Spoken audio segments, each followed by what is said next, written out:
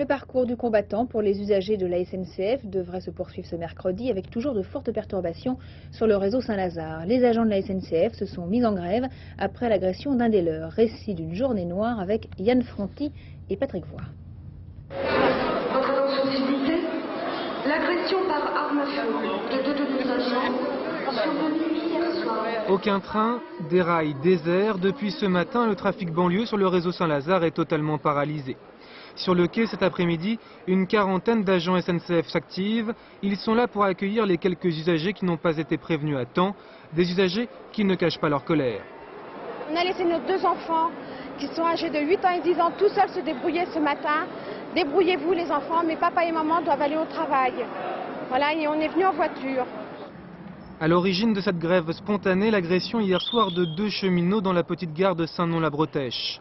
Victimes d'une attaque à main armée, ils ont dû remettre leurs caisses, leurs cartes bancaires et leur argent avant d'être ligotés. Aujourd'hui, l'un des deux agents a bien voulu témoigner. C'est très violent, on a l'habitude d'être bousculé, peut-être des agressions verbales, mais là c'est passé le stade supérieur. Vous avez été très choqué parce que je ne sais pas, imaginer qu'on vous met un revolver sur la tempe, voilà, c'est ça. Ça fait plusieurs fois quand même qu'on tire la sonnette d'alarme où l'agent est tout seul dans une gare complètement déserte, avec une petite porte vitrée et un verrou qu'un enfant pourrait ouvrir. Et donc un jour ou l'autre, c'était vraiment tenter le diable. On sait qu'il y a de l'argent dans cette gare en plus. Et bon, il était facile de mettre une porte blindée, de prendre des mesures avant que le drame n'arrive.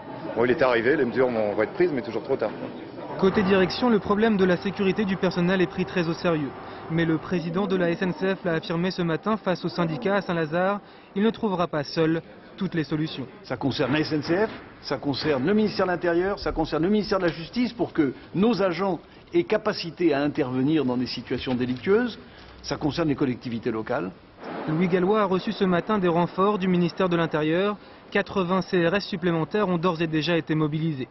Les grévistes, quant à eux, demandent une augmentation des effectifs et discutent toujours ce soir des suites à donner à ce mouvement.